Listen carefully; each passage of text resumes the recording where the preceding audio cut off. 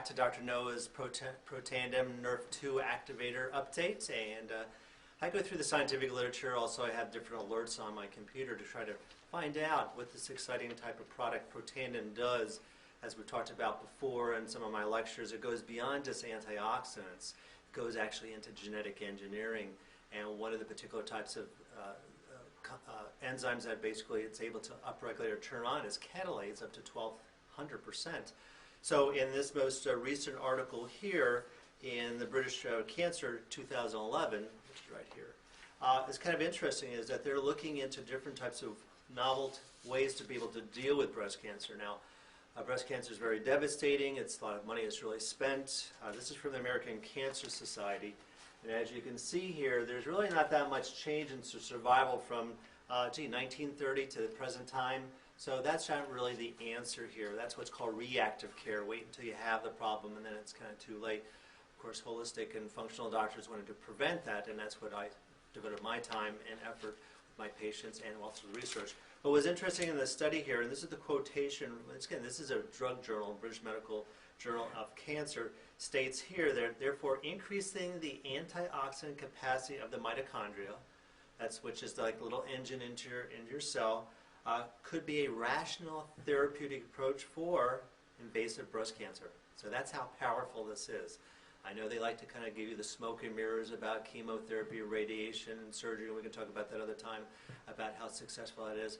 But once again, these natural things are just as powerful and unfortunately overlooked because you can't patent it and no one makes a lot of money. So very exciting. And in this, once again, cutting edge type of science, this just came out 2 days ago, May 2011. The role of sperm oxidative stress in male infertility and the significance of oral antioxidant therapy. What's been going on over probably the last 30, 40 years is that infertility, especially in industrialized countries, is becoming a big, big problem. It's a big industry too. Infertility clinics can cost anywhere between $50,000 and $100,000 with a 20% success rate. So unfortunately, that's not really an option for most people. But once again, a lot of people go that way, and with a 20% success rate, what other industry can survive like that? But they do. So obviously, being a natural and functional medicine doctor, as I've helped, and in fact, probably about 10 years ago, I had about 5 infertile type of couples, and they all got pregnant. So for that year, they kind of coined me the fertile doctor. So that was kind of fun to be able to help them conceive and have children. And 2 of them out of the 5 actually had spent up to about $30,000 at a local UC Davis infertility thing with no success. So once again, a lot of money, no results. So in this study here in Human Reproduction, oh, that's right, that's a peer-reviewed scientific journal article, May 2011. That's right now. So that's cutting edge. Shows that using this particular type of approach, using a Nerve2 activator like Protandim, oxidative stress has a factor to play on lots of different things, and even with fertility here. And what they state here is that this form of therapy should be established once and for all. I mean, these are once again medical doctors that are saying that oxidative stress should be looked at in antioxidant type of therapy, and the best is Protandim.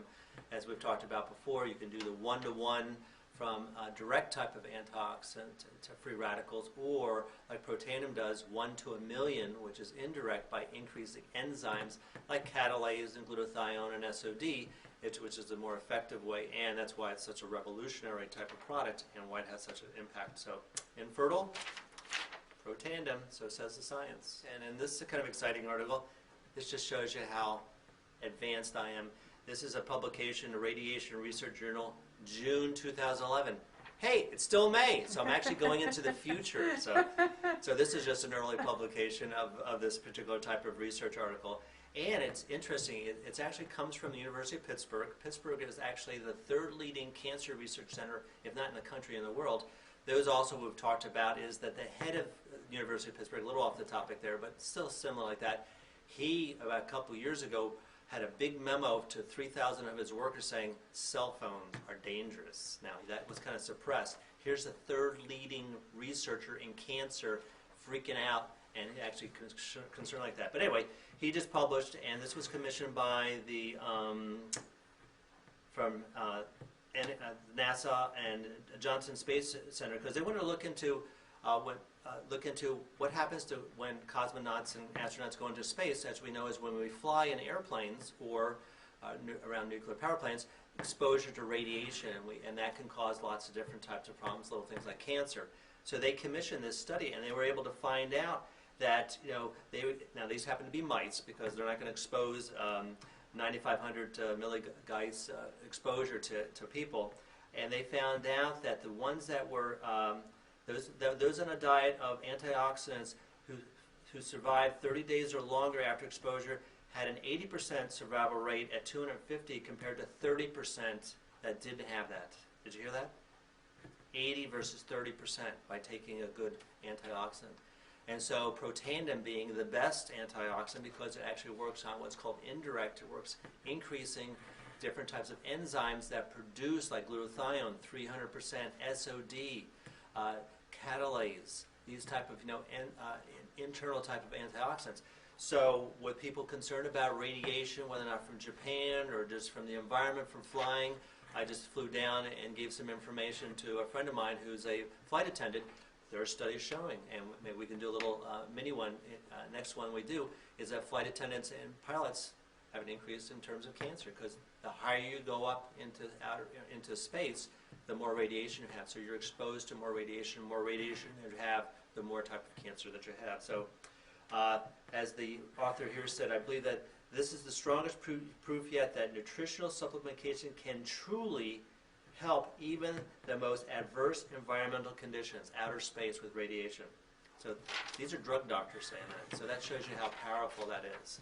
So when June comes around, and I predicted that in the Radiation Research Journal that this article out, you've heard it here first in May, May 28th, 2011. And as we talked in an earlier talk here about that exciting research from the University of Pittsburgh, which is the third leading cancer research center in the world, and funded by the space program in terms of being concerned about astronauts going into outer space and radiation causing different type of genetic and cancer type causing problems there, using antioxidants and natural vitamins and, to be able to offset that, and they said that this was very exciting. Well, and another study here showing that the flying and radiation risk, I mean, I have friends that are flight attendants, and I really stress and give them the real research there. I know they like to play that down because, yeah, there's real liability issues there. There's all the different pilots and flight attendants and all the people flying there, in terms of the airline industry, just like with the nuclear power industry, making it always safe is just not the case there. I mean, come on, let's get real here, is that the amount of radiation that's safe is 0. So any type of radiation is bad, and the higher the altitude you get, the higher the strength is. And that's what this article here back a couple years ago from the American Institute of Physics. Oh, that's right, yeah. Yeah, these are real scientists here. Flying and radiation risk. Physicists call for airline industry to educate workers about radiation levels. So, and to maybe be fair, up until this recent development with Protandim, there wasn't a lot to do. I mean, other type of what's called direct antioxidants versus indirect oxidants. Direct oxidants are like eating blueberries and strawberries, and those are great, but they have a 1-to-1 ratio in terms of how it kind of neutralizes that. Our bodies produce just by itself, not considering the radiation, 3 times 10 to the 27th power.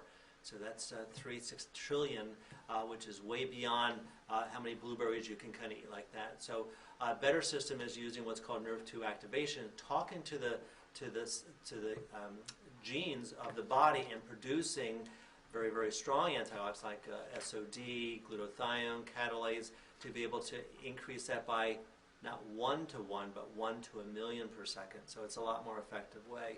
And so if you travel a lot, you fly, even if you live at higher altitudes, there's research to show that those have higher incidence of cancer because the higher you go up, the more the radiation has an impact. To be able to think about using a nerve 2 activator like Protandim. Thanks.